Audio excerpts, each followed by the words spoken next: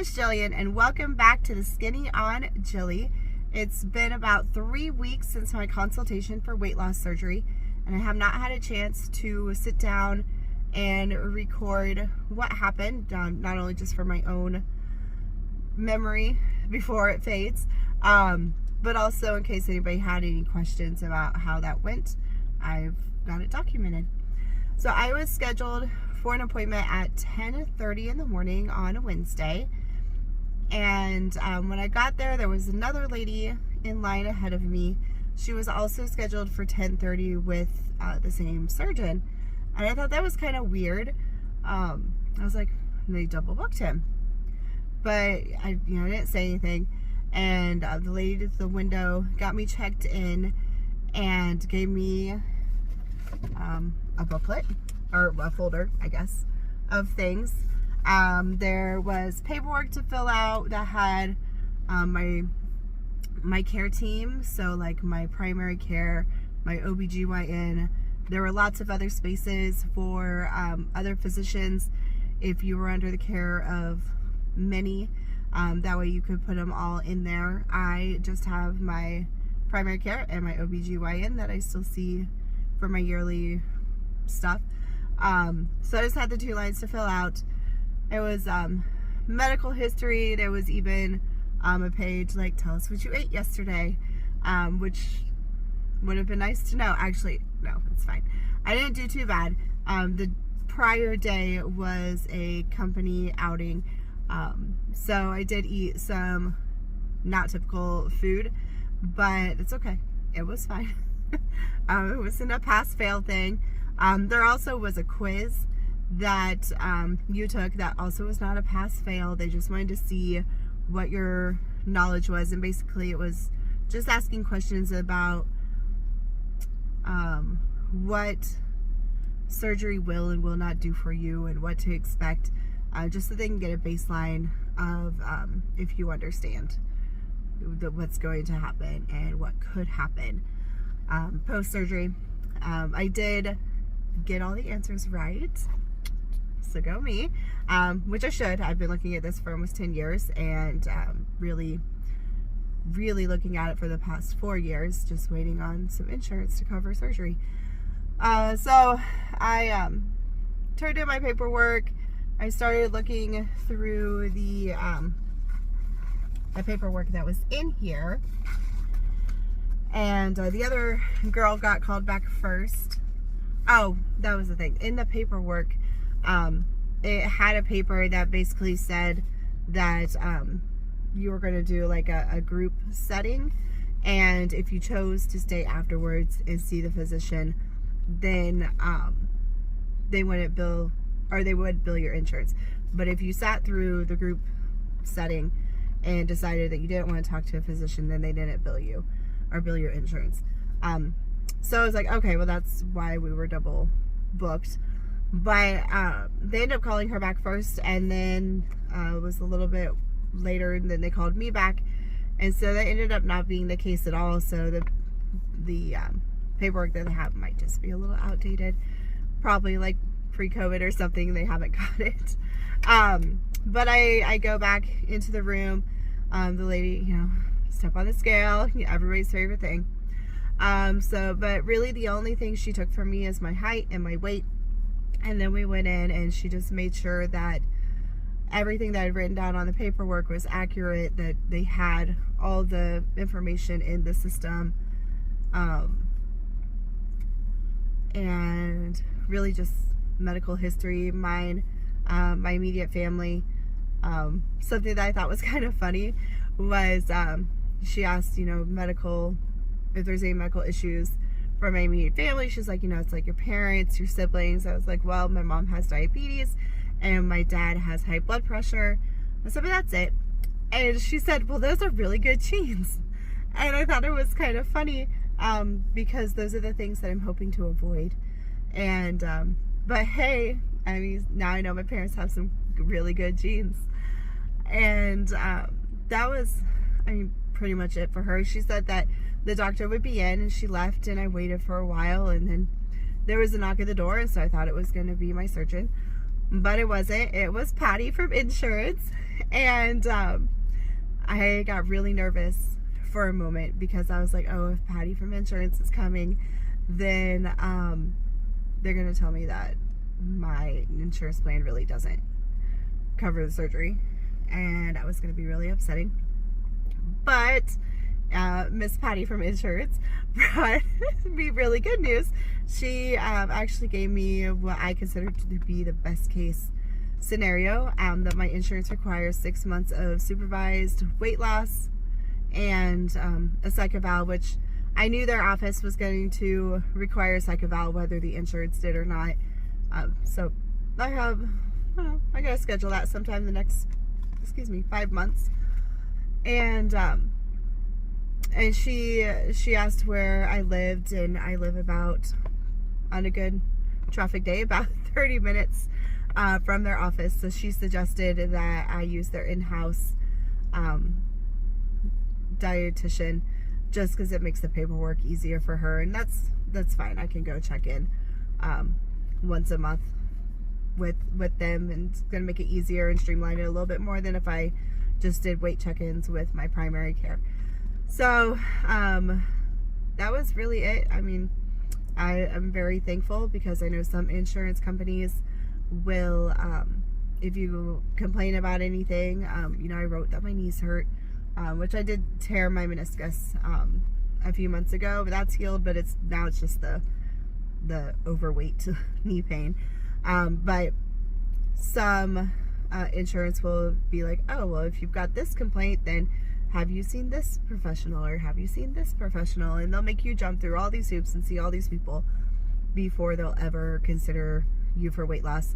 And they might even require more than just the 6 months of insurance, or not insurance, required supervised weight loss. They may require up to like a year or 18 months, but I am very blessed that it's just the 6 months and the psych eval. So once I complete those, then it'll get submitted for insurance, and once that's approved, then I'll have to do a little bit more testing for the surgeon, like a barium swallow, probably EKG, just some things, general things to make sure that my body will be able to tolerate surgery and being under anesthesia. So that pretty much was it for Patty, and I waited a little bit longer, and finally Dr. Crawford, I haven't said his name, but that's my surgeon. I have picked him because I sat in on a seminar of his about 4 years ago, and I really liked him. But I think what's really more than just like, oh, he was nice, he did a great presentation, was that he talked about having this Facebook group, and he gave everybody the name of the Facebook group. So I've been lurking in it for the past 4 years, and what I have seen is that he didn't just create the page and just leave it for his patients to run amok in. He's in there, he's answering questions, he's asking questions so that he can learn more how people are feeling and responding to things and what they see, and he's also in there, and he's like a cheerleader for his patients. He cheers them on. They post their non-scale victories or even their scale victories. So to me, that says a lot about him, that the patients aren't just a number or a paycheck. He really is invested in them long after surgery. So that's probably the biggest reason why I decided to go with Dr. Crawford. But I waited, it felt like forever for him to come in. He finally came in, and we talked for a few minutes. I don't even remember kind of what the icebreaker was, but I had planned on, if he asked me what surgery I wanted to have, I was going to joke that I want the duodenal switch, because I'm a go big or go home type of person. But I wasn't going to be serious about that. It was just going to be a joke. I was going to advocate for the Roux-en-Y bypass. And it was really funny because he didn't ask me what I wanted. he had looked at my charts and stuff before he came in.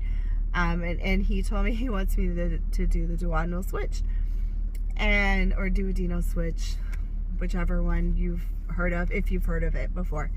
I was kind of shocked, but I'm not mad about it at all, because there's like 4 types of procedures that are done. The first one is a lap band.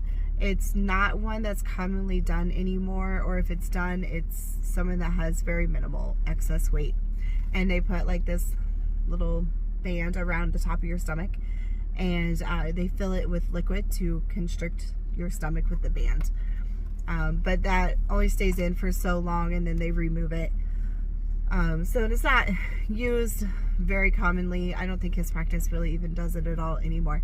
The next one is called a gastric sleeve, and it's where they remove about 70 to 80% of your stomach, and what's left of your stomach almost looks more like a banana shaped, at least the size. Like it just goes from your esophagus into your intestine.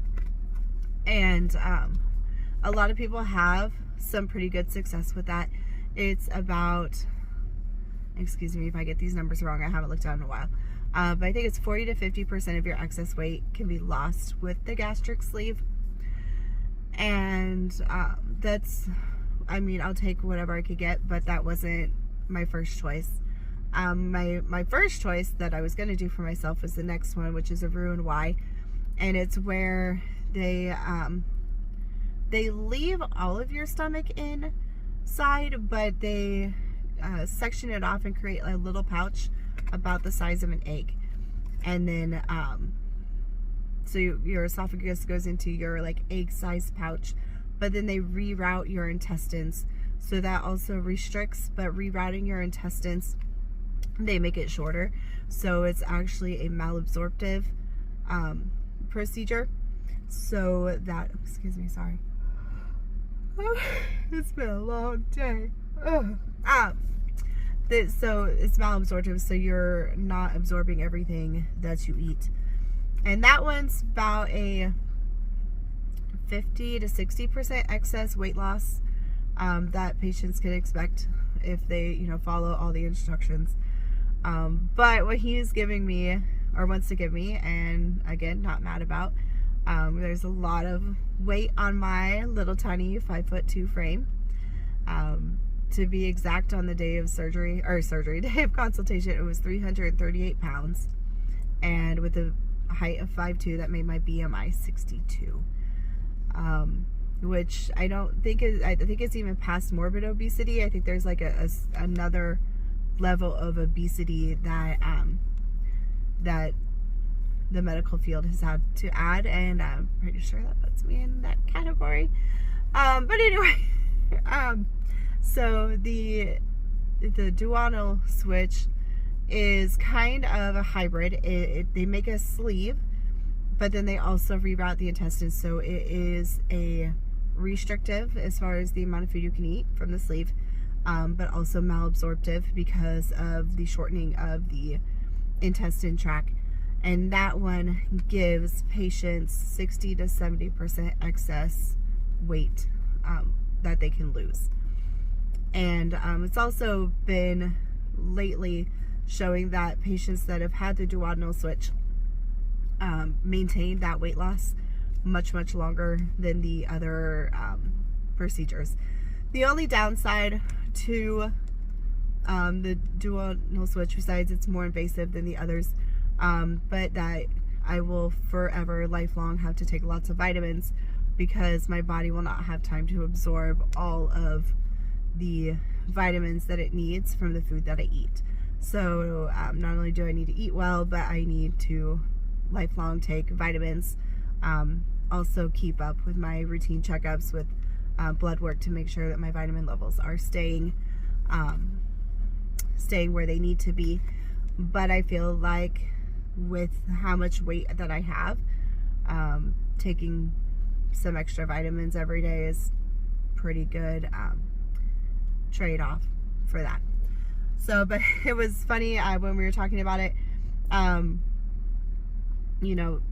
was talking about that, you know, with the bypass, I knew that I would lose, you know, whatever weight, but still not be in a healthy BMI. And so the Dr. Crawford asked me, he's like, well, do you have, I said, not that BMI matters, but he asked if I had a number that I wanted. I said, honestly, I don't have like a number I want to be at. My goal is just to move. I've gone on a couple of really awesome scout adventures with my kids, and I went on one, and then we went back to do like the next more rugged version, and I had to back out because when I got there I realized I physically was not going to be able to do it. So my motivation, or my goal, is just to be able to do some of those high adventure outings with the scouts and with my kids. So, you know, we talked about how, because I brought up scouts, that he's also involved in scouts with his son. And so then when we were talking about the procedures, he said, you know, I'm not going to give my son a Lamborghini as his first car because that would be irresponsible and crazy. But he basically like made this analogy that the duodenal switch is like the Lamborghini of procedures. He doesn't offer it to everyone. One, you've got to have a BMI of over 50 to even be considered for it, but two, like, because it is a pretty aggressive means of weight loss, that you know, he has to make sure that the candidate that he picks for it is going to follow up with the doctors and take the vitamins and everything that they need to do. And, you know, the very little that he knows me, other than he knew that I've been lurking in his page for 4 years after I told him, he thinks that, or at least he has a feeling that I'll be able to do that, and I think I will. I think I'll be able to do that. I had my folder. I was going to show you guys stuff like the pictures. Might just post those pictures separately. But yeah, after my appointment, then I went upstairs to schedule my first dietitian appointment, and that is October 14th. So that's like a week away, week and a half away. I'll post after that too, just so I can keep track of my journey, and those that want to keep track of my journey can as well. And I think that's all for now. Have a great day. Bye.